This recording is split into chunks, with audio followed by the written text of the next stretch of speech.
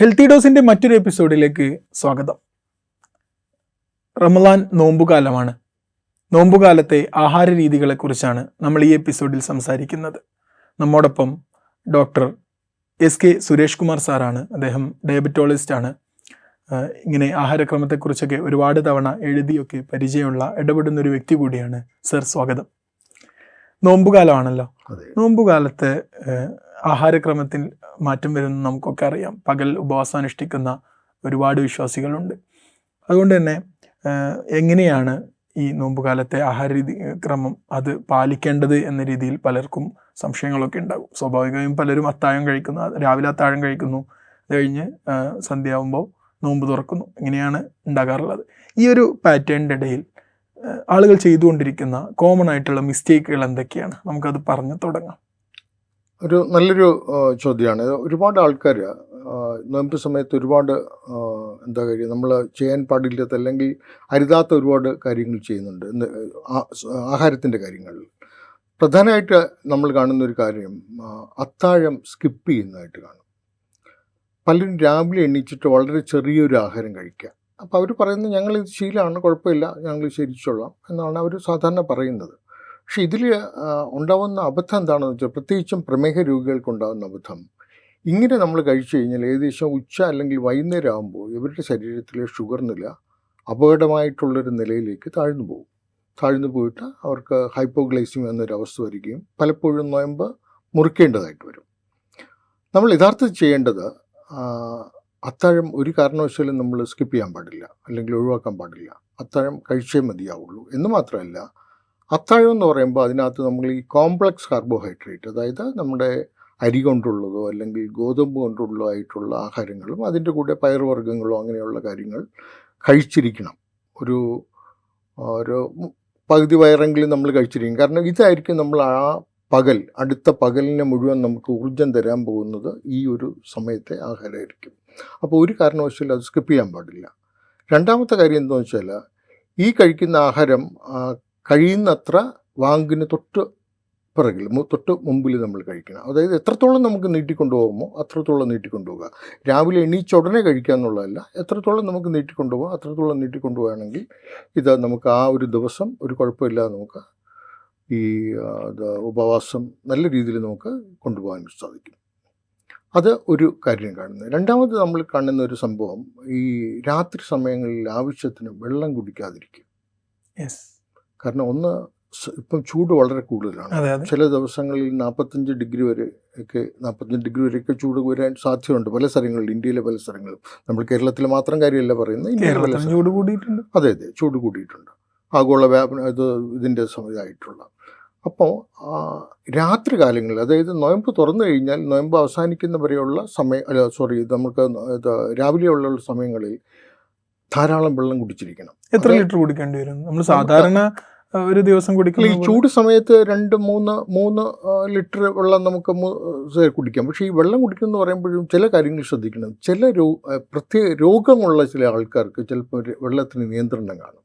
ഇപ്പോൾ ഉദാഹരണം, കിഡ്നിക്ക് കുഴപ്പമുള്ള ആൾക്കാർ, അല്ലെങ്കിൽ ഹൃദയത്തിന് കുഴപ്പമുള്ള ആൾക്കാർ, ഇത്തരം ആൾക്കാർ, അതുപോലെ നമ്മുടെ കരളിന് കുഴപ്പമുള്ള ചില അസുഖങ്ങളുള്ള ആൾക്കാർ, ഇവർക്കൊക്കെ ചില നിയന്ത്രണങ്ങൾ കാണും. അത് അവരെ ചികിത്സിക്കുന്ന ഡോക്ടറുടെ അനുവാദത്തോടെ മാത്രമേ നമ്മൾ അതിൻ്റെ കാര്യങ്ങൾ നിശ്ചയിക്കാൻ പാടുള്ളൂ. ഒരിക്കലും ഈ ഞാൻ പറയുന്നത് കേട്ട് 3 ലിറ്റർ വെള്ളം കുടിച്ച് ചെയ്യണം, ചിലപ്പോൾ അവർക്ക് ബുദ്ധിമുട്ടുകളുണ്ടാവും. അപ്പം ഞാൻ പറയുന്നത് സാധാരണഗതിയിൽ ഒരു മനുഷ്യൻ്റെ കേസ് അസുഖങ്ങളൊന്നും ഇല്ലാതെ, വേറെ കോമോർബിഡിറ്റീസൊന്നും ഇല്ലാത്ത ഒരാൾക്കാണെങ്കിൽ ഒരു 3 ലിറ്റർ വെള്ളം കുടിക്കുന്നത് എപ്പോഴും നല്ലതായിരിക്കും. ആ ഒരു പീരീഡിൽ നമുക്ക് രാത്രി 6 മണി തൊട്ട് രാവിലെയുള്ള ആ സമയത്തിനിടയ്ക്ക് നമ്മളത് കുടിക്കുന്നത് അത് നല്ലതായിരിക്കും. കാരണം നിർജ്ജലീകരണം നമ്മൾ അത് വരാതെ നോക്കണം. പ്രത്യേകിച്ചും ചെറിയ കിഡ്നി രോഗമുള്ള ആൾക്കാർക്ക്. കാരണം കിഡ്നി രോഗമുള്ള ആൾക്കാർക്ക് പലപ്പോഴും ഈ നിർജ്ജലീകരണം ചിലപ്പം കിഡ്നിയുടെ പ്രശ്നങ്ങൾ കൂടുതൽ വഷളാകാൻ കാരണമാകും. പിന്നെ നമ്മൾ കാണുന്ന വേറൊരു പ്രശ്നം എന്താണെന്ന് വെച്ചാൽ, ഈ മരുന്നുകൾ നിർത്തിക്കളയും പേഷ്യൻ്റ്. സ്ഥിരം കഴിക്കുന്ന പല മരുന്നുകൾ. ഇപ്പം നമുക്ക് രാത്രി ഞാൻ പകൽ ആഹാരം കഴിക്കുന്നില്ലല്ലോ, അതുകൊണ്ട് പിന്നെ എന്തിനാ ഞാൻ അവർ രാവിലെ അത്താഴ സമയത്തുള്ള മരുന്നുകൾ നിർത്തിക്കളയും.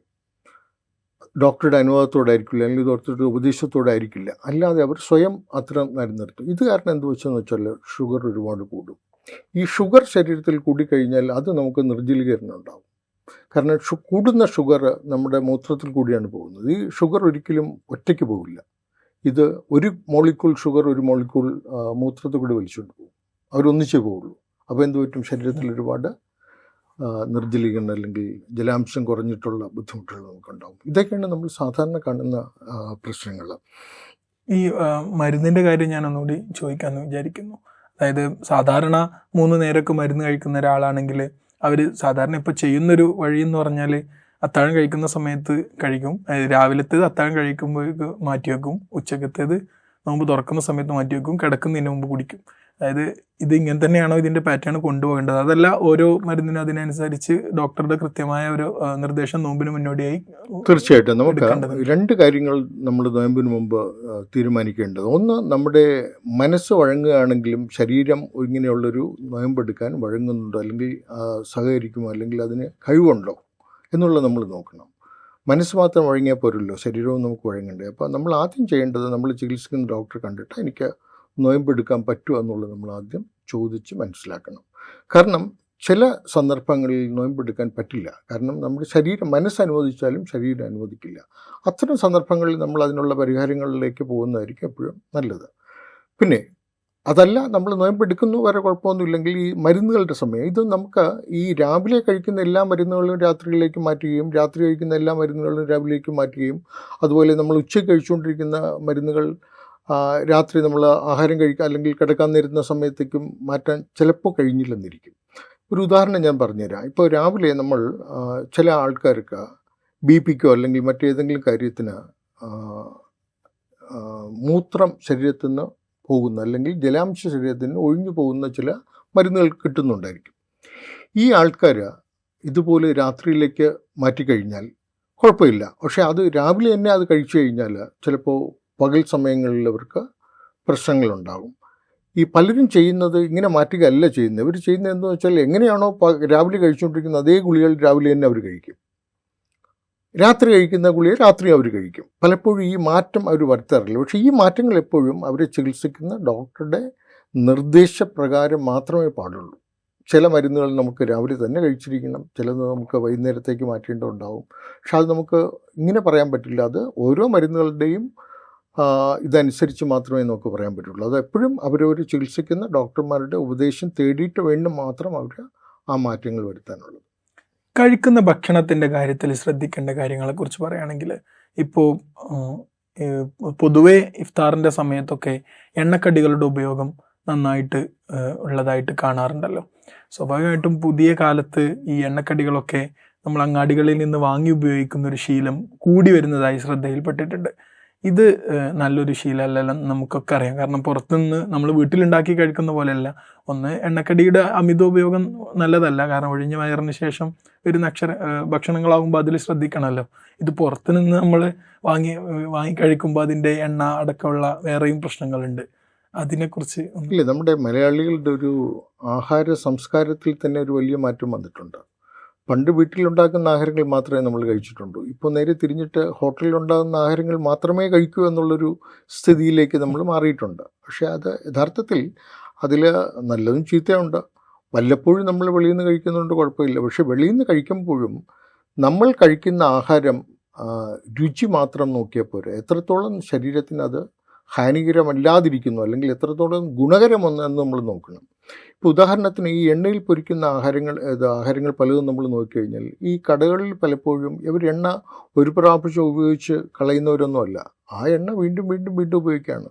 ചിലപ്പം മാസങ്ങളോടെ മുമ്പ് ഒഴിച്ച എണ്ണ ആയിരിക്കും. അതിൽ ഈ നമ്മൾ ഈ ടോപ്പപ്പ് ചെയ്യുന്ന പോലെ ടോപ്പപ്പ് ചെയ്ത് അതിങ്ങനെ ഉപയോഗിച്ചുകൊണ്ടിരിക്കും. ഇത്തരം ചെയ്യുമ്പോഴത്തേക്ക് ഇതിനകത്ത് ട്രാൻസ് ഫാറ്റ്സ് എന്ന് പറയുന്ന സാധനങ്ങൾ ഒരുപാട് കൂടുകയും അത് ഹൃദയ സംബന്ധമായിട്ടുള്ള ഒരുപാട് ബുദ്ധിമുട്ടുകൾ നമുക്ക് ഉണ്ടാക്കാനുള്ള സാഹചര്യം ഒരുക്കുകയും ചെയ്യും. പക്ഷേ നമ്മൾ വീട്ടിലുണ്ടാക്കുകയാണെങ്കിൽ നമ്മൾ അങ്ങനെ ചെയ്യില്ല. നമ്മൾ ഒരു പ്രാവശ്യം അല്ലെങ്കിൽ 2 പ്രാവശ്യത്തിൽ കൂടുതൽ നമ്മൾ വീട്ടിൽ ഉപയോഗിക്കില്ല. കാരണം അത്രയും നമ്മൾ എടുക്കുന്നുള്ളൂ എണ്ണയും ഇതൊക്കെ. പിന്നെ ഈ പറഞ്ഞ പോലെ നോയമ്പ് തുറക്കുന്ന സമയത്ത് കൂടുതൽ എണ്ണ ഉള്ള ആഹാരങ്ങൾ കഴിക്കാതിരിക്കുന്നതാണ് എപ്പോഴും നല്ലത്. അത് നമ്മൾ നോയമ്പ് തുറക്കാനായിട്ട് പ്രത്യേകിച്ചും പ്രമേഹ രോഗികളൊക്കെ ആണെങ്കിൽ ഒരു 2-3 കാരക്ക കഴിച്ച് 2-3 കാരക്കയും എന്തെങ്കിലും വലിയ മധുരം ഇല്ലാത്ത ഇപ്പം നാരങ്ങ വെള്ളം പോലുള്ളൊരു കാര്യമോ അല്ലെങ്കിൽ ഒരു ഇളനീരോ എന്തെങ്കിലും കുറച്ച് കുടിച്ച് നോയമ്പ് തുറക്കുകയും അത് കഴിച്ചിട്ട് ഒരു 10-15 മിനിറ്റ് കഴിഞ്ഞിട്ട് ആഹാരം കഴിക്കുക എന്നുള്ളതാണ്. ഈ നോയമ്പ് തുറന്ന ഉടനെ നമ്മൾ ആഹാരത്തിലേക്ക് പോകരുത്. ഒരു 10-15 മിനിറ്റ് കഴിഞ്ഞ് കഴിക്കുകയാണെങ്കിൽ നമുക്ക് വിശപ്പ് കുറച്ചൊന്ന് മാറും ഈ ഇത് കഴിക്കുമ്പോഴത്തേക്ക്. എന്നിട്ട് നമ്മൾ കഴിക്കുമ്പോഴത്തേക്ക് വലിയ കുഴപ്പമില്ലാണ്ട് പോകും. അതുപോലെ അവിടെയും നമ്മൾ കഴിക്കേണ്ടത് ആഹാരം കഴിക്കാനായിട്ട് നമ്മളൊരു, എനിക്ക് തോന്നുന്നു നമ്മുടെ പുതുതലമുറയെ നമ്മൾ പഠിപ്പിക്കേണ്ടിയിരിക്കുന്നു. എന്താണ് ആഹാരം? ആഹാരം നമ്മൾ കഴിക്കുന്നത് നമ്മുടെ ജീവൻ നിലനിർത്താനാണ്, ജീവൻ ഇല്ലാതാക്കാനല്ല, അല്ലെങ്കിൽ നമ്മുടെ ശരീരം നശിപ്പിക്കാനല്ല. ജീവൻ നിലനിർത്താനാണെങ്കിൽ അതിനാവശ്യമുള്ള ആഹാരം മതി. നമ്മളൊരു ചെടി എടുക്കുക, ഒരു ചെടിക്ക് വെള്ളം ഇല്ലാതെ ജീവിക്കാൻ പറ്റില്ല അതിന്. പക്ഷെ അതിന് അമിതമായിട്ട് നമ്മൾ വെള്ളം കൊടുത്തു കഴിഞ്ഞാൽ ചെടി നശിക്കും. അതേപോലെ തന്നെ മനുഷ്യന് ഈ ആവശ്യത്തിന് ഉള്ള ആഹാരം വേണം. പക്ഷെ ആവശ്യത്തിൽ കൂടുതലായി കഴിഞ്ഞാൽ അത് അമൃതവും വിഷവും എന്ന് പറയുന്നില്ല, അത് വേറൊരു ഇതിലേക്ക് പോകും. അപ്പോൾ നമ്മൾ കഴിക്കുന്ന ആഹാരത്തിൽ പലപ്പോഴും നമ്മുടെ ഈ ഭാഗത്തുള്ള കോഴിക്കോട് അല്ലെങ്കിൽ മലബാർ ഭാഗത്തുള്ളൊരു ആഹാര രീതി നമ്മൾ ചോദിച്ചു കഴിഞ്ഞാൽ ഇവിടെ നമ്മൾ കഴിക്കുന്ന കാർബോഹൈഡ്രേറ്റ് അല്ലെങ്കിൽ ചോറിൻ്റെ അളവ് വളരെ കൂടുതലാണ്. സത്യത്തിൽ നമ്മൾ 4 പേരുടെ ചോറാണ് ഒരു നേരം കഴിക്കുന്നത്. ഒരു നേരം കഴിക്കുക. നമ്മുടെ ഒരു പ്ലേറ്റ് നമ്മൾ കഴിക്കുന്ന ഒരു സാധാരണ ഒരു വലിയ പ്ലേറ്റിൽ സാധാരണ വലിയ സമാനം ഒരു ഇത് നമുക്ക് കഴിക്കും. ഇത് 4 പേരുടെ ആഹാരമാണ് യഥാർത്ഥത്തിൽ. അത് മറ്റൊരു രീതിയിൽ നമ്മൾ പറഞ്ഞു കഴിഞ്ഞാൽ നമ്മൾ കാരണം 3 പേര് ലോകത്തിൽ പട്ടിണിയിലാവുന്നു എന്ന് പറയുന്നത് ശരിയാണ്. അപ്പം നമുക്ക് യഥാർത്ഥത്തിൽ ശരീരത്തിന് വേണ്ടത് ഒരു പ്ലേറ്റിൻ്റെ 4/1 ചോറ്. ആ പ്ലേറ്റിൻ്റെ പകുതിയും പച്ചക്കറികളായിരിക്കണം. പക്ഷെ നമ്മുടെ ഇന്നത്തെ വിഭവങ്ങളിൽ അല്ലെങ്കിൽ കുട്ടികളിൽ ആരും പച്ചക്കറികൾ ഇഷ്ടപ്പെടുന്നില്ല. അവർക്ക് ഈ മീൻ പൊരിച്ചതോ അല്ലെങ്കിൽ ചിക്കൻ, മട്ടൺ ഇങ്ങനെയുള്ള കാര്യങ്ങൾ മാത്രമേ, അല്ലെങ്കിൽ ആ മീറ്റ് നോൺ വെജിറ്റേറിയൻ മാത്രം ഇഷ്ടപ്പെടുന്ന ഒരു ഇതിലേക്ക് നമ്മൾ മാറുകയാണ്. പക്ഷെ അത് ഒരു പരിധിവരെ നമ്മുടെ മാതാപിതാക്കളുടെ തന്നെ കുറ്റമാണെന്ന് ഞാനത് പറയുള്ളൂ. കാരണം ഇതെല്ലാം ഈ ഭക്ഷ്യ സംസ്കാരം എന്ന് പറയുന്നത് നമ്മളെ വീട്ടിൽ നമ്മൾ കുഞ്ഞുങ്ങൾക്ക് കൊടുക്കുന്ന ഒരു കാര്യമാണ്. ഇപ്പം എൻ്റെ വീട്ടിൽ എൻ്റെ കുഞ്ഞിന് ഞാൻ കൊടുക്കുന്നതാണ് അവൻ്റെ, ഇപ്പം ഉപ്പിൻ്റെ കാര്യം എടുക്കുക. ഒരു കുഞ്ഞ് എത്ര ഉപ്പ് കഴിക്കുന്നു എന്നുള്ളത്, അല്ലെങ്കിൽ അവൻ ഭാവിയിൽ എത്ര ഉപ്പ് കഴിക്കുന്നു എന്നുള്ളത് അവൻ്റെ അമ്മയാണ് തീരുമാനിക്കുന്നത്, അല്ലേ? കുഞ്ഞായിരിക്കുമ്പോൾ നമ്മൾ ആ കുഞ്ഞിന് എത്ര ഉപ്പ് കൊടുക്കുന്നു, അതായിരിക്കും അവൻ്റെ നാവിന് ഉപ്പിൻ്റെ ടേസ്റ്റ്, അതായിരിക്കും അവൻ ഭാവിയിൽ അവൻ മറ്റുള്ള ആഹാരത്തിൽ പ്രതീക്ഷിക്കുന്നത്. ഇതുപോലെ തന്നെയാണ് ആഹാരം കുട്ടികൾക്ക് കൊടുക്കുമ്പോഴത്തേക്ക് ഈ ആഹാരം നമ്മൾ ചെറിയ വയസ്സിലെ പച്ചക്കറികളും മറ്റതും നിർബന്ധിച്ച് കുട്ടികൾ കൊടുക്കുകയാണെങ്കിൽ ഈ കുട്ടികൾ ഇതെല്ലാം കഴിച്ചോളൂ. കാരണം അവർക്ക് ഇതിനെപ്പറ്റി ഒന്നും അറിയില്ല. ഇതെല്ലാം വളർത്തിയെടുക്കുന്നത് നമ്മൾ തന്നെയാണ്. നമ്മളിപ്പോൾ കുട്ടിയെ ഒന്ന് വേണ്ടെന്ന് പറഞ്ഞാൽ നമ്മൾ തന്നെ അത് മാറ്റി വെച്ചിട്ട് അതിനിഷ്ടമുള്ളതിൽ ഇതിലേക്ക് മാറും. അതിന് പകരം വീണ്ടും വീണ്ടും പറഞ്ഞ് ആ കുഞ്ഞിനെ നമ്മൾ കൂടുതൽ പച്ചക്കറികൾ കഴിപ്പിക്കുക ചെയ്യേണ്ടത്. അപ്പം ഞാൻ നേരത്തെ പറഞ്ഞ ഒരു പ്ലേറ്റിൻ്റെ 4/1 നമ്മൾ ചോറെടുക്കുക, പകുതി പച്ചക്കറികൾ എടുക്കുക, ബാക്കി 4/1 പ്രോട്ടീൻ. അത് ഇറച്ചിയാകാം, മീനാകാം, അല്ലെങ്കിൽ പയറുവർഗ്ഗങ്ങളാകാം. ഇതിൻ്റെ കൂടെ നമ്മളൊരു തൈരും കൂടി എടുത്തു കഴിഞ്ഞാൽ നല്ലൊരു സമീകൃത ആഹാരമാവും. ഇതാണ് നമ്മൾ ശരീരത്തിന് വേണ്ടത്. പക്ഷെ നമ്മൾ കൊടുക്കുന്ന ഇതല്ല. അപ്പം ആ ഒരു ആഹാര സംസ്കാരം, നല്ലൊരു ആഹാര സംസ്കാരം നമ്മൾ കുട്ടികളിൽ ഇൻകൾക്കേറ്റ് ചെയ്യേണ്ടത് വളരെ അത്യാവശ്യമാണ്. അവിടെ നമ്മൾ മാറേണ്ടത് കുട്ടികൾ മാത്രമല്ല, മാതാപിതാക്കളും മാറേണ്ടതായിട്ടുണ്ട്. ഈ അത്താഴത്തിൻ്റെ സമയത്ത് ഇപ്പോൾ ഒരാൾ ആ ദിവസം മുഴുവനായും തനിക്ക് വേണ്ട ഊർജം സംഭരിച്ച് വെക്കാൻ ആവശ്യമായ പോഷക സമൃദ്ധമായ ആഹാരം കഴിക്കാൻ തീരുമാനിക്കുകയാണ്. അങ്ങനെയാണെങ്കിൽ അദ്ദേഹം തിരഞ്ഞെടുക്കേണ്ട ഭക്ഷണങ്ങൾ ഏതൊക്കെയായിരിക്കും? അതും ഒരു നല്ലൊരു ചോദ്യമാണ്. ഈ ഒരു ദിവസം നമ്മൾ മനസ്സിലാക്കേണ്ടത്, ഈ ഒരു ഉപവാസ സമയത്ത് നമ്മൾ പകൽ വലിയ അധ്വാനങ്ങളിലേക്ക് നമ്മൾ പോകുന്നില്ല. നമ്മൾ കൂടുതലും വിശ്രമമായിരിക്കും. വെയിലത്ത് പോകാൻ പാടില്ല, കാരണം ഇത്രയും ചൂടുള്ള സമയത്ത്. അപ്പോൾ നമുക്കൊരു 10-12 മണിക്കൂർ നമ്മൾ കൊണ്ടുപോകാനുള്ളത്. അതിന് നമ്മുടെ ഒരു 1/4 വയറ്, ഞാൻ നേരത്തെ പറഞ്ഞ പോലെ കോംപ്ലക്സ് കാർബോഹൈഡ്രേറ്റ്, ഈ സിമ്പിൾ കാർബോഹൈഡ്രേറ്റ് എന്ന് പറയുന്ന സാധനങ്ങൾ, അതായത് പെട്ടെന്ന് ദഹിക്കുന്ന സാധനങ്ങൾ നമ്മൾ കഴിച്ചാൽ ഇത് പെട്ടെന്ന് ഊർജ്ജം ശരീരത്തിന് കിട്ടുകയും പിന്നെ പെട്ടെന്ന് ഇല്ലാതാകുകയും ചെയ്യും. പക്ഷേ കോംപ്ലക്സ് കാർബോഹൈഡ്രേറ്റ് എന്ന് പറയുന്നത് നമ്മളിപ്പം അരിയാണെങ്കിൽ ഈ തവിടുള്ള അരി അല്ലെങ്കിൽ മട്ട അരി, ഈ സാധനങ്ങളിലുള്ള ചോറോ കഞ്ഞിയോ അത്തരം കാര്യങ്ങൾ. ഇപ്പോൾ കഞ്ഞി വയ്ക്കുകയാണെങ്കിൽ വെറും ചോറ് മാത്രം ഇട്ട് കഞ്ഞി വയ്ക്കില്ല, അതിൻ്റെ കൂടെ പയറോ ചെറിയ ഉള്ളിയോ എന്തെങ്കിലും ചേർത്ത് ഒരു ഈക്വൽ എമൗണ്ട് പയറും കൂടി ചേർത്ത് കഴിഞ്ഞാൽ ഇത് കുറേ കൂടി ഫൈബർ റിച്ച് ആവും. ഫൈബർ കൂടുന്തോറും നമ്മുടെ ഈ കാർബോഹൈഡ്രേറ്റിൻ്റെ ആഗിരണം, ശരീരത്തിലുള്ള ആഗിരണം കുറയും, അല്ലെങ്കിൽ പെട്ടെന്ന് ഷുഗർ കൂടാതെ ഒരു സസ്റ്റെയിൻഡ് ആയിട്ട് നമുക്കൊരു വൈകുന്നേരം വരെ അത് ഒരു കുഴപ്പമില്ലാതെ പോകാൻ സാധിക്കും. അപ്പം അത്തരം കാര്യങ്ങളും അതിൻ്റെ കൂടെ നേരത്തെ ഞാൻ പറഞ്ഞ പോലെ ധാരാളം പച്ചക്കറികളും ഒക്കെ നമ്മൾ ആഹാരത്തിൽ ചേർത്ത് വളരെ സമീകൃതമായിട്ടുള്ള ഒരു ആഹാരത്തിലേക്ക് നമ്മൾ തിരിയുക എന്നുള്ളതാണ് ചെയ്യേണ്ടത്. വീട്ടിലൊക്കെ മുതിർന്നവർ നോമ്പായി കഴിഞ്ഞാൽ മുരിങ്ങയില, അതുപോലെ ചിരങ്ങ, ഇതിൻ്റെയൊക്കെ ഈ താളിച്ച കറികൾ ഉണ്ടാവുമല്ലോ, ഇത് നന്നായിട്ട് ഉപയോഗിക്കുന്നതായിട്ട് നല്ലതാണ്, ശ്രദ്ധിക്കപ്പെടുന്നു. നല്ല ഈ ഇലക്കറികൾ. കാരണം ഈ ഇലക്കറികളിൽ ഏറ്റവും വലിയ പ്രയോജനം എന്ന് പറയുന്നത് ഒരുപാട് വൈറ്റമിൻസും മിനറൽസും ഉണ്ടെന്ന് മാത്രമല്ല, ഇതിനകത്ത് ഒരുപാട് ഫൈബറുണ്ട്. ഈ ഫൈബർ നമ്മുടെ ശരീരത്തിൽ പോയി കഴിയുമ്പോഴത്തേക്ക് ഒന്ന് നമുക്ക് ഈ കുടൽ സംബന്ധമായിട്ടുള്ള അസുഖങ്ങൾ വരാതെ നോക്കും. കൂടാതെ നമ്മുടെ ഈ കാർബോഹൈഡ്രേറ്റിന് അല്ലെങ്കിൽ ഗ്ലൂക്കോസ് പോലുള്ള സാധനങ്ങളെ ശരീരത്തിലേക്കുള്ള ആഗിരണത്തെ ഇത് പെട്ടെന്ന് ആഗിരണം ചെയ്യാൻ സമ്മതിക്കത്തില്ല. അത് വളരെ പതുക്കെ ആഗിരണം ചെയ്യാൻ സമ്മതിക്കുള്ളൂ. അപ്പോൾ അതുകൊണ്ടാണ് ഈ ഫൈബർ റിച്ച് ആഹാരങ്ങൾ നമ്മൾ കഴിക്കാൻ പറയുന്നത്. അതിലേറ്റവും ഫൈബറുള്ളതാണ് ഈ മുരിങ്ങില പോലുള്ള സാധനങ്ങൾ. അതുമാത്രമല്ല അയൺ റിച്ചാണ്, വളരെ അയണുള്ളത്. ഈ വിളർച്ച പോലുള്ള കാര്യങ്ങൾ തടയാൻ നല്ല ഒരു സാധനമാണ് മുരിങ്ങയില. ഇലക്കറികളെല്ലാം, അത് മുരിങ്ങയില മാത്രമല്ല, ചീര, നമ്മുടെ എല്ലാ ഇലക്കറികളും പച്ചക്കറി വെജിറ്റബിൾസ്, നമ്മുടെ പടവലങ്ങ, വെണ്ടയ്ക്ക, കത്തിരിക്ക, പാവയ്ക്ക, ഇങ്ങനെയുള്ള എല്ലാ സാധനങ്ങളും നമ്മൾ സാധാരണ ആഹാരത്തിൽ ചേർക്കുക. പക്ഷെ സാധാരണ നമ്മൾ ഈ തീന്മേശയിൽ ഇതൊന്നും കാണാറില്ല. നമ്മൾ എന്താ പറയുക, ചിക്കൻ കാണും, മട്ടൺ കാണും, ബിരിയാണി കാണും, ബാക്കിയെല്ലാം കാണും, വേണമെങ്കിൽ ഒരു സാലഡ് കാണും. നമുക്ക് അത് മാത്രമേ കാണാറുള്ളൂ. പക്ഷെ ചിലയിടത്തൊക്കെയല്ല കണ്ടുണ്ട്. പക്ഷെ പലപ്പോഴും ഞാൻ പലയിടത്തും കണ്ടിട്ടുള്ള ഇതാണ്, ഇങ്ങനെയുള്ള നോൺ വെജിൻ്റെ ഒരു അതിപ്രസരം ഉണ്ട്. അത് നമ്മളൊന്ന് കുറയ്ക്കുന്നത് എപ്പോഴും നല്ലതായിരിക്കും. അതുമാത്രമല്ല, ഈ നോൺ വെജ് കഴിക്കുന്നത് തെറ്റെന്നാണല്ല പറയുന്നത്. നോൺ വെജ് എണ്ണയിൽ ഫ്രൈ ചെയ്യുമ്പോഴാണ് ഇതിന് കുഴപ്പം വരുന്നത്. ഫിഷ് നല്ലൊരു കാര്യമാണ്. ഫിഷിൽ ഒരുപാട് ഒമേഗ 3 ഫാറ്റി ആസിഡ്സ് ഉണ്ട്. അത് നമ്മളെ ഹൃദയത്തിന് വളരെ നല്ലതാണ്. പക്ഷേ ഫിഷിനെ ഫ്രൈ ചെയ്യുന്നതോടെ ഇതിൻ്റെ ക്യാരക്ടർ ഇതൊക്കെ മാറും. അപ്പോൾ ഫിഷ് നമുക്ക് ഗ്രിൽ ചെയ്ത് കഴിക്കാം, അല്ലെങ്കിൽ ബേക്ക് ചെയ്ത് കഴിക്കാം. അപ്പോൾ ഈ ഗ്രില്ലിങ്, ബേക്കിംഗ്, ഇങ്ങനെയുള്ള കാര്യങ്ങളിലേക്ക്, എയർ ഫ്രയറൊക്കെ ഇപ്പം ഇല്ല, ഇത്തരം കാര്യങ്ങളിലേക്ക്, ഇപ്പം അവിച്ചെടുക്കുന്ന അല്ലെങ്കിൽ ബോയിൽ ചെയ്തെടുക്കുന്ന ഇത്തരം കാര്യങ്ങളിലേക്ക് ആൾക്കാർ നല്ല രീതിയിലുള്ള ഒരു ആഹാര പാചകങ്ങളിലേക്ക് നമ്മൾ മാറേണ്ടിയിരിക്കുന്നു. എനിക്ക് തോന്നുന്നു നമ്മുടെ ഈ കോവിഡ് വന്ന സമയത്താണ് ഈ മധുരത്തിൻ്റെ ഒരു അതിപ്രസരം, വല്ലാണ്ടൊരു അതിപ്രസരം ഉണ്ടായി. കാരണം എല്ലാവരും കേക്കുകൾ ഉണ്ടാക്കാൻ തുടങ്ങി. പിന്നെ അത് കേക്ക് അതൊരു ഇതായി മാറി. അങ്ങ് കേക്കിൻ്റെ ഒരു നമ്മൾ ഒന്ന് പുറകോട്ട് ചിന്തിച്ചാൽ 2020 കഴിഞ്ഞ് കഴിയുമ്പോഴാണ് കേക്കുകളുടെ കടകളിൽ ഒരുപാട് കൂടിയത്, കേക്കുകളുടെ ഇത് ചെയ്യുന്നത്. ഇതെല്ലാം പ്രശ്നങ്ങളാണ്. കാരണം മധുരം, 3 സാധനങ്ങൾ നമ്മൾ വീടുകളിൽ കുറയ്ക്കണം.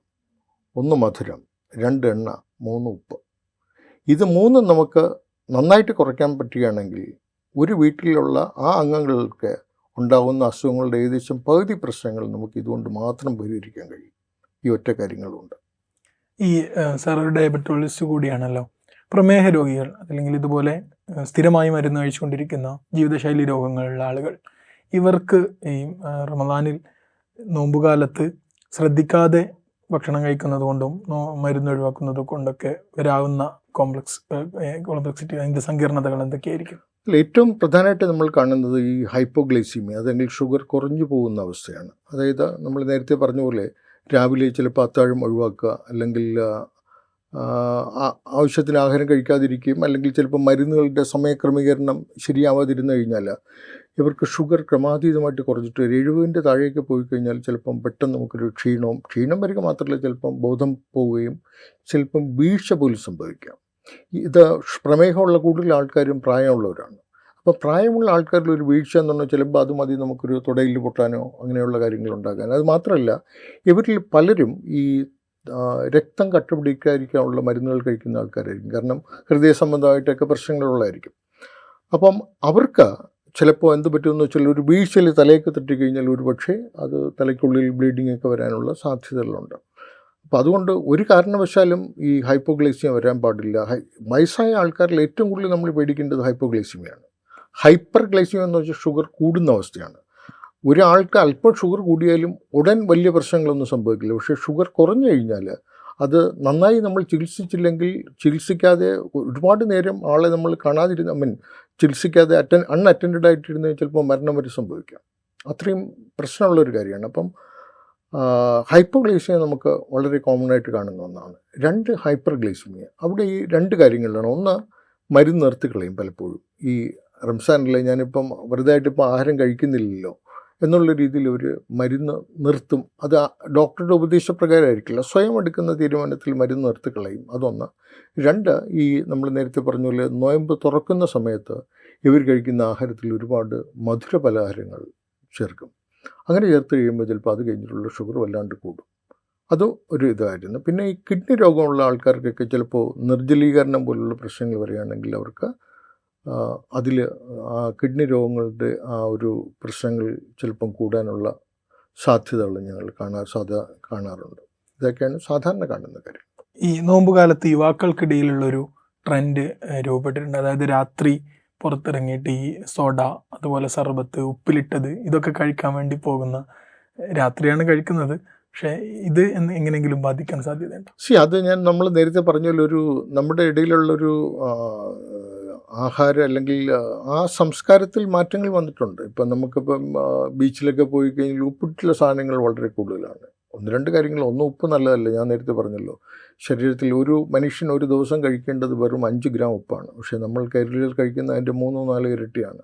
അത് കൂടിയതാണ് ഇത്തരം സാധനങ്ങൾ. പിന്നെ ഇതിന് ഉപയോഗിക്കുന്ന വെള്ളം നമുക്കറിയാം. പല സ്ഥലങ്ങളിലും ഈ ഹെപ്പറ്റൈറ്റിസ് പോലുള്ള കാര്യങ്ങൾ റിപ്പോർട്ട് ചെയ്തിട്ടുണ്ട്. പലപ്പോഴും പിന്നെ നമ്മൾ നോക്കുമ്പോൾ ചിലപ്പോൾ ഇതിനൊക്കെ ഉപയോഗിക്കുന്ന വെള്ളങ്ങളിൽ നിന്ന് പലപ്പോഴും നമ്മൾ വാർത്തകൾ പല പ്രാവശ്യം കണ്ടിട്ടുള്ളതാണ്. അപ്പം ഇവിടേക്ക് ഒന്ന് ഹൈജീൻ, 2 ഇത് കുട്ടികളിൽ ആ ഒരു ടീനേജിൽ അല്ലെങ്കിൽ ആ ഒരു പ്രായത്തിലുണ്ടാകുന്ന യുവാക്കളിലുണ്ടാകുന്ന ഒരു ആകർഷത്വം ഇതാണ്. പക്ഷേ ഇതൊക്കെ നമ്മൾ നിയന്ത്രിക്കുക എന്നുള്ളതാണ് നമ്മുടെ ഒരു ഇത്. പക്ഷേ എത്രത്തോളം അത് സാധ്യമാവുമെന്ന് എനിക്കറിയില്ല. നിയന്ത്രിക്കണം നമ്മൾ അത്തരം കാര്യങ്ങൾ. അതിൻ്റെ കാര്യങ്ങൾ അവരെ കൂടുതൽ ബോധവൽക്കരിച്ച് നമ്മളതിനെ നിയന്ത്രിക്കുക എന്നുള്ളതാണ് എൻ്റെ ഏക മാർഗം. ഈ ചായ കൂടുതൽ കുടിക്കുന്നത്, അതല്ലെങ്കിൽ ഡ്രൈ ഫ്രൂട്ട്സുകൾ കഴിക്കുന്നത്, ഇത് കൂടുതൽ കൺസെപ്റ്റ് ചെയ്യുന്നത് നല്ലതാണോ? അതല്ല, ഇല്ല. ഡ്രൈ ഫ്രൂട്ട്സ് ശരീരത്തിന് ആവശ്യമുള്ളൊരു കാര്യമാണ്. കാരണം ഒരുപാട് ആൻറ്റി ഓക്സിഡൻറ്റ് നിറഞ്ഞൊരു സാധനമാണ് ഫ്രൂട്ട്സ്. അപ്പോൾ ദിവസവും നമ്മൾ കുറച്ച് ഫ്രൂട്ട് കഴിക്കേണ്ടതുണ്ട്. പക്ഷേ ഫ്രൂട്ട്സിൽ ഏറ്റവും നല്ലത് ഫ്രഷ് ഫ്രൂട്ട്സാണ്. ഡ്രൈ ഫ്രൂട്ട് എന്ന് പറയുമ്പം അതിനകത്തുള്ള ഇത് മുഴുവൻ, നമ്മുടെ വാട്ടർ കണ്ടൻറ്റ് മുഴുവൻ മാറ്റിക്കളഞ്ഞു. വാട്ടർ കണ്ടൻറ്റ് നമുക്ക് ആവശ്യമുള്ളപ്പോൾ നമ്മളെപ്പോഴും ആ ഫ്രഷ് ഫ്രൂട്ട്സാണ് നമുക്ക് നല്ലത്. വാട്ടർ കണ്ടൻറ്റ് മാറ്റി കഴിയുമ്പോൾ അതിനകത്തുള്ള ഈ ഷുഗർ കണ്ടൻറ്റ് കോൺസെൻട്രേറ്റഡ് ആവുകയും അത് കൂടുകയും ചെയ്യും. അപ്പം അത്തരം കാര്യങ്ങളിൽ ഇവർ കഴിച്ചു കഴിഞ്ഞാൽ, ഇപ്പോൾ പ്രമേഹ രോഗമുള്ള ആൾക്കാർ കഴിച്ചു കഴിഞ്ഞാൽ അവരുടെ ഷുഗർ കൂടാൻ അത് കാരണമാവും, അതിൻ്റെ ക്വാണ്ടിറ്റി കൂടുതലാണെങ്കിൽ. പക്ഷേ ഏറ്റവും നല്ലത് ഡ്രൈ ഫ്രൂട്ട്സിനെക്കാളും നല്ലത് നമുക്ക് ഫ്രഷ് ഫ്രൂട്ട്സ് കഴിക്കുക. അതും ഈ പലരുടെയും ധാരണ വില കൂടിയ ഫ്രൂട്ട്സുകൾ കഴിച്ചു കഴിഞ്ഞാൽ ശരീരത്തിന് എന്തോ കൂടുതൽ കാര്യങ്ങൾ കിട്ടുന്നു. അത് തെറ്റാണ്. ഞാൻ എപ്പോഴും പറയാറുള്ളത്, ഏതാണോ നമ്മുടെ സീസണൽ ഫ്രൂട്ട്സ് അത് കഴിക്കുക. കാരണം അത് അവൈലബിലിറ്റി എളുപ്പമാണ്, വില കുറവായിരിക്കും. അപ്പോൾ ഫ്രൂട്ട്സ് എന്ന് പറയുമ്പോൾ ഇപ്പോൾ പ്രമേഹ രോഗികൾക്ക് സാധാരണ അവർ ചോദിക്കുന്ന ചോദ്യം, ഞങ്ങൾക്ക് ഫ്രൂട്ട്സ് കഴിക്കാമോ? സാധാരണ പ്രമേഹ രോഗികൾക്ക് അവർക്ക് കിഡ്നി സംബന്ധമായിട്ടുള്ള പ്രശ്നങ്ങളൊന്നും ഇല്ലെങ്കിൽ അവർക്കൊരു ഹാൻഡ്ഫുൾ, ഒരു കൈക്കുള്ളിൽ നിൽക്കുന്ന അത്രയും ഫ്രൂട്ട്സ്, ഏത് ഫ്രൂട്ട്സാണ് അവർക്ക് മാറി കഴിക്കാം. ഒരു ഫ്രൂട്ട് തന്നെ കഴിക്കുകയല്ല വേണ്ടത്, അവർ മാറി കഴിച്ചുകൊണ്ടിരിക്കുക. പക്ഷേ കിഡ്നി രോഗങ്ങളുള്ള ആൾക്കാരാണെങ്കിൽ അവർക്ക് പല ഫ്രൂട്ട്സുകളും പാടില്ലാതെ വരും. അപ്പോൾ ഉദാഹരണത്തിന് കിഡ്നി രോഗമുള്ള ഒരാൾ ഓറഞ്ച് കഴിക്കാൻ പാടില്ല. കാരണം അവർക്ക് അതിൽ പൊട്ടാസ്യം കൂടിയിട്ട് അവർക്ക് പ്രശ്നങ്ങളുണ്ടാവും. അല്ലെങ്കിൽ അവർ സിട്രസ്, ഓറഞ്ച് മാത്രമല്ല, നമ്മുടെ നാരങ്ങ അങ്ങനെയുള്ള സാധനങ്ങൾ പാടില്ല. അവർക്ക് സാധാരണ നമ്മൾ കഴിക്കാൻ പറയുന്നത് പപ്പായ, പേരയ്ക്ക, ഇങ്ങനെയുള്ള സാധനങ്ങൾ, ആപ്പിൾ, ഈ 3 സാധനങ്ങളൊക്കെയാണ് നമ്മൾ സാധാരണ പറഞ്ഞു കൊടുക്കുന്നത്. ഇതിലൊന്നും വലിയ പൊട്ടാസ്യം ഇല്ലാത്തതുകൊണ്ട് അത്രയും ഇത് കഴിക്കാം. അതുകൊണ്ട് ഫ്രൂട്ട്സ്, ഡ്രൈ ഫ്രൂട്ട്സിനേക്കാളും നല്ല എപ്പോഴും ഫ്രഷ് ഫ്രൂട്ട്സ് തന്നെയാണ്. അത് കിട്ടാൻ കേരളത്തിലൊരു നമുക്ക് ഇതിൽ നിന്ന് കിട്ടാത്ത സ്ഥലങ്ങളിലാണ് ഈ ഡ്രൈ ഫ്രൂട്ട്സിൻ്റെ ഒരു ആവശ്യം വരുന്നത്. ഫ്രൂട്ട്സ് കിട്ടാത്ത സ്ഥലങ്ങളിൽ നമുക്ക് അങ്ങനെ ഒരു ഇതില്ലല്ലോ. നമുക്ക് ആവശ്യം പോലെ ഫ്രൂട്ട്സ് ഉള്ളൊരു സംസ്ഥാനമാണ് നമുക്ക് കേരളം. അതുകൊണ്ട് എപ്പോഴും നല്ല ഫ്രൂട്ട്സ് കഴിക്കുന്നതാണ്, ഫ്രഷ് ഫ്രൂട്ട്സ് കഴിക്കുന്നതാണ് നല്ലത്. യെസ്, നമ്മുടെ നോമ്പുകാലത്തെ നമ്മുടെ തീന്മേശയിലെ വിഭവങ്ങളെക്കുറിച്ചാണ് ഡോക്ടർ നമ്മോട് സംസാരിച്ചത്. ഇതിൽ നിന്നും പാഠം ഉൾക്കൊണ്ട് നമ്മുടെ ഭക്ഷണക്രമത്തെ ക്രമീകരിക്കാൻ എല്ലാവരും തയ്യാറാവുക. ആരോഗ്യം മഹാധനം എന്ന് നമ്മളെപ്പോഴും പറയാറുണ്ട്. നമ്മുടെ ഭക്ഷണം തന്നെയാണ് പലപ്പോഴും നമ്മളെ രോഗികളാക്കുന്നത്. ഹെൽത്തി ഡോസിൻ്റെ എപ്പിസോഡ് ഇവിടെ പൂർണ്ണമാകുന്നു. മറ്റൊരു എപ്പിസോഡുമായി വീണ്ടും കാണാം.